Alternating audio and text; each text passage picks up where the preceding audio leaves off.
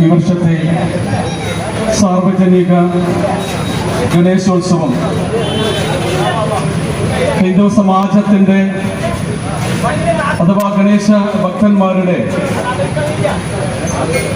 അതിബൃഹത്തായിട്ടുള്ള ഒരു കൂട്ടായ്മയാണ് ഈ താളിക്കാവ് മൈതാനത്ത് എത്തിച്ചേർന്നുകൊണ്ടിരിക്കുന്നത്. ഏതാണ്ട് 40-ൽ പരം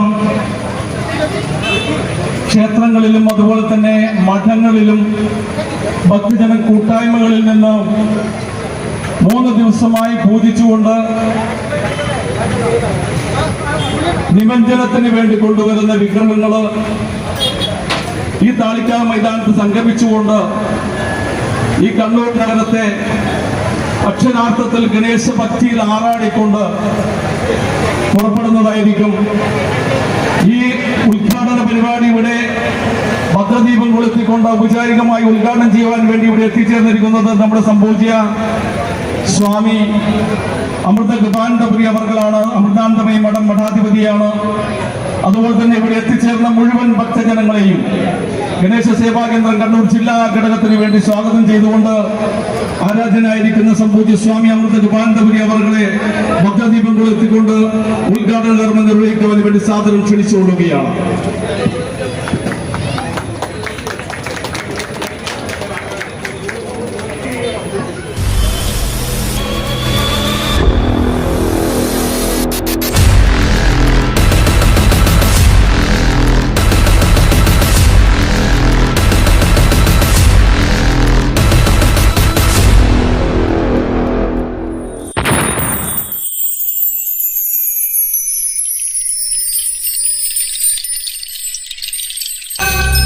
ദ്വാപരയുഗത്തിന് ശേഷമാണത്രേ കലിയുഗമെന്ന കറുത്ത യുഗം ആരംഭിച്ചത്.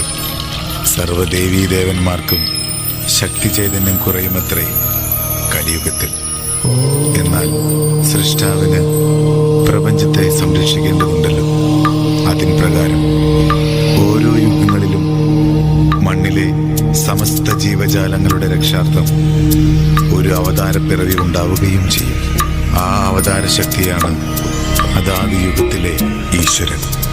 കാലകാലനായ ശ്രീ പരമേശ്വരനും ദേവി മഹാമായയും സംഗമിച്ച് ഈ പ്രപഞ്ച നന്മയ്ക്കായി വരമായി നൽകിയ ഒരേ ഒരു മൂർത്തി ഭഗവാൻ സാക്ഷാൽ ശ്രീ വിഷ്ണുമായ.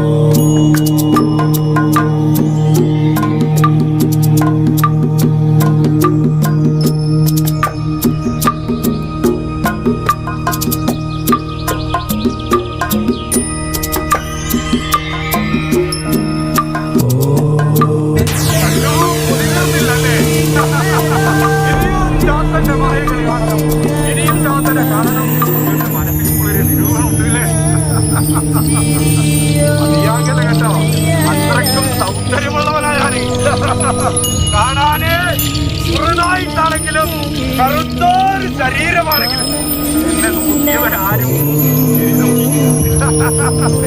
ബുദ്ധിമല്ലേ അല്ലേ? കൂടിലും തുരുമ്പിലും കൊണ്ട് ചാടി.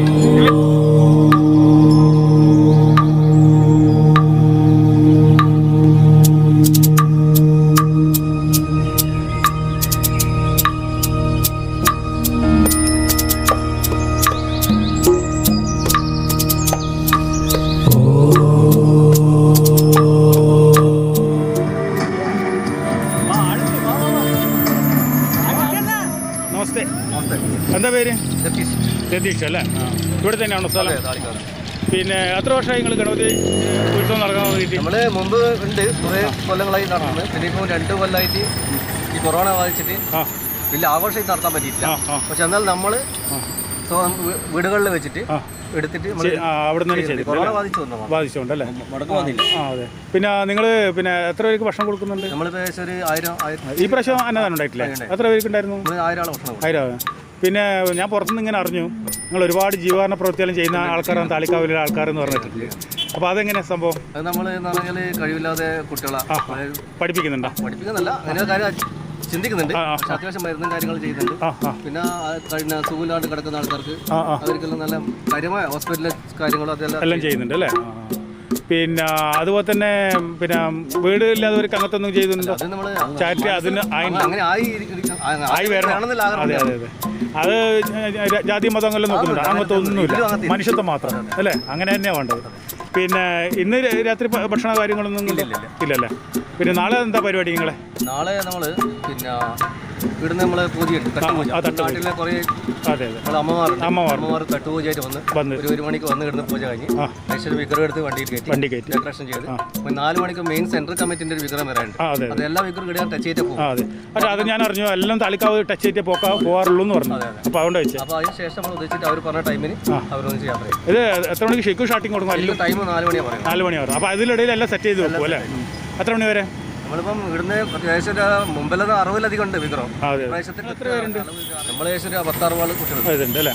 പിന്നെ വേറെ എന്തെങ്കിലും ജീവന പ്രവൃത്തി ചെയ്യുന്നുണ്ടോ? നമ്മൾ പലതും നമ്മളെ മനസ്സിലുണ്ട്, നമ്മൾ എല്ലാം ചെയ്യണ ആഗ്രഹത്തിലുള്ള അതെല്ലാം വന്നു ചേരും. നിങ്ങൾ ചെയ്യുന്ന നല്ല പ്രവൃത്തിയാണെങ്കിൽ അവിടെ എത്തിച്ചേരും. ഈ ശ്രീകൃഷ്ണ ജയന്തി ഉണ്ടായിരുന്നു ഈ പ്രാവശ്യം? നടത്തുന്നുണ്ട്. ഉണ്ടായിരുന്നു. ഈ പ്രാവശ്യം ഉണ്ടായിരുന്നില്ല? അങ്ങനെ ആയതുകൊണ്ട് അല്ലേ? മഴ വന്നതുകൊണ്ട് നമ്മൾ വിചാരിച്ച സാമ്പത്തികം ഉണ്ടാക്കാൻ വേണ്ടി ബുദ്ധിമുട്ടുണ്ട്. പറ്റിയില്ല അല്ലേ?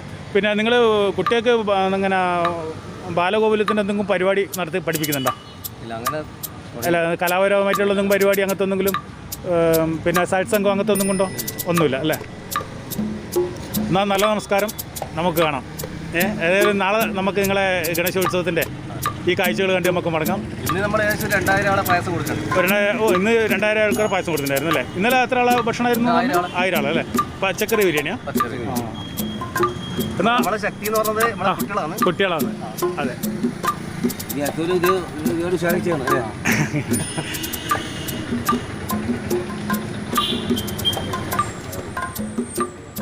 പിന്നെ അതുപോലെ പിന്നെ വേറെ എന്തെങ്കിലും കൂടി ചെയ്തിരുന്ന കേട്ടിട്ടുണ്ട്. എന്താ പച്ചക്കറി കിറ്റാ?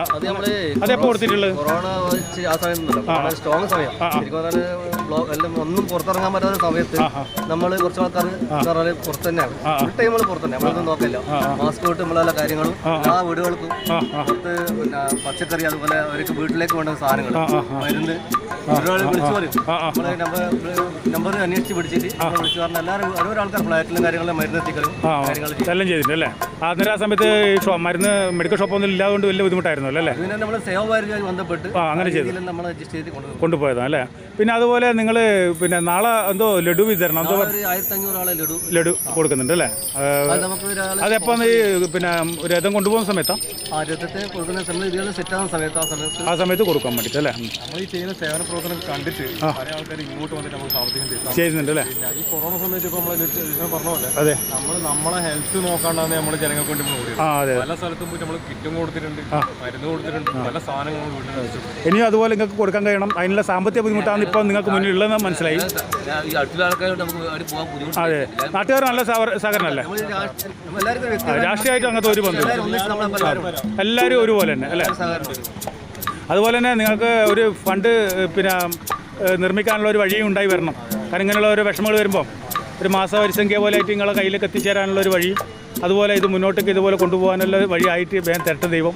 ഈ ഗണേശോത്സവം കഴിഞ്ഞതിന് ശേഷം നമ്മുടെ കയ്യിൽ എന്തെങ്കിലും ഒരു സാമ്പത്തികം ബാക്കി വരുന്നതാണെങ്കിൽ അത് നമ്മൾ സേവന പ്രവർത്തനം നടത്തും അല്ലേ? അത് മതി. എന്നാൽ ശരി. നല്ല സാർവജനിക ഗണേശോത്സവം ഹിന്ദു സമാജത്തിൻ്റെ അഥവാ ഗണേശ ഭക്തന്മാരുടെ അതിബൃഹത്തായിട്ടുള്ള ഒരു കൂട്ടായ്മയാണ് ഈ താളിക്കാവ് മൈതാനത്ത് എത്തിച്ചേർന്നുകൊണ്ടിരിക്കുന്നത്. ഏതാണ്ട് 40-ൽ പരം ക്ഷേത്രങ്ങളിലും അതുപോലെ തന്നെ മഠങ്ങളിലും ഭക്തജന കൂട്ടായ്മകളിൽ നിന്ന് 3 ദിവസമായി പൂജിച്ചുകൊണ്ട് നിമഞ്ജനത്തിന് വേണ്ടി കൊണ്ടുവരുന്ന വിഗ്രഹങ്ങൾ ഈ താളിക്കാവ് മൈതാനത്ത് സംഗമിച്ചുകൊണ്ട് ഈ കണ്ണൂർ നഗരത്തെ അക്ഷരാർത്ഥത്തിൽ ഗണേശ ഭക്തിയിൽ ആറാടിക്കൊണ്ട് പുറപ്പെടുന്നതായിരിക്കും. ഈ ഉദ്ഘാടന പരിപാടി ഇവിടെ ഭദ്രദീപം കൊളുത്തിക്കൊണ്ട് ഔപചാരികമായി ഉദ്ഘാടനം ചെയ്യുവാൻ വേണ്ടി ഇവിടെ എത്തിച്ചേർന്നിരിക്കുന്നത് നമ്മുടെ സംപൂജ്യ സ്വാമി അമൃതകൃപാനന്ദപുരി അവർകളാണ്. അമൃതാനന്ദമയ മഠം മഠാധിപതിയാണ്.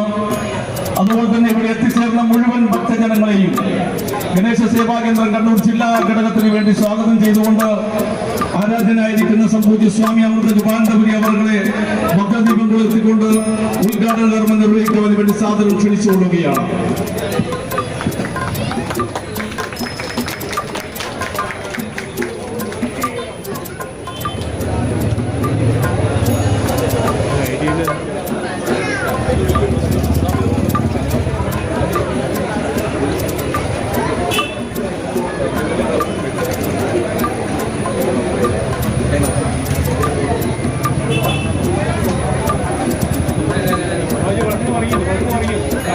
മോനെ ഈ ദർഭപ്പൂലങ്ങ് മാറ്റിട്ടോ.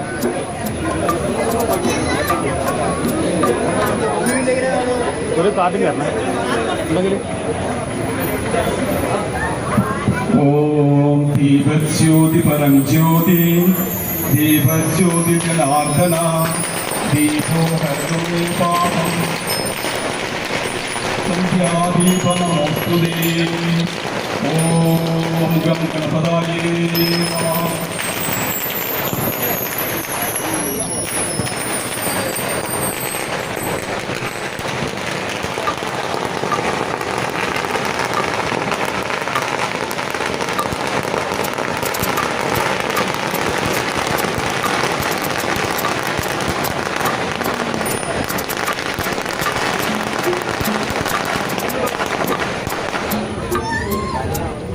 ഒറ്റൊരു സ്ക്വയർ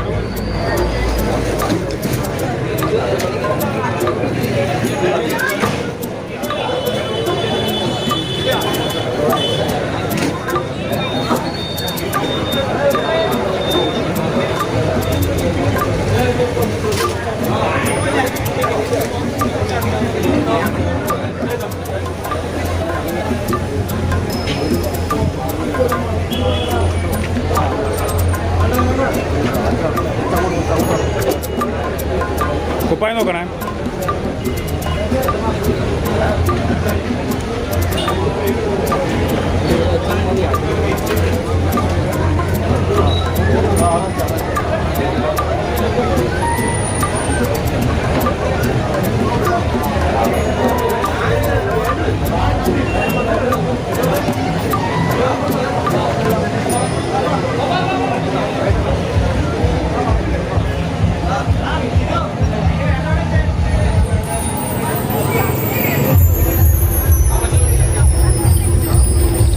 കുടുങ്ങുന്നില്ലേ കുടുങ്ങുന്നില്ലേ തീർച്ചയായും വലിച്ചും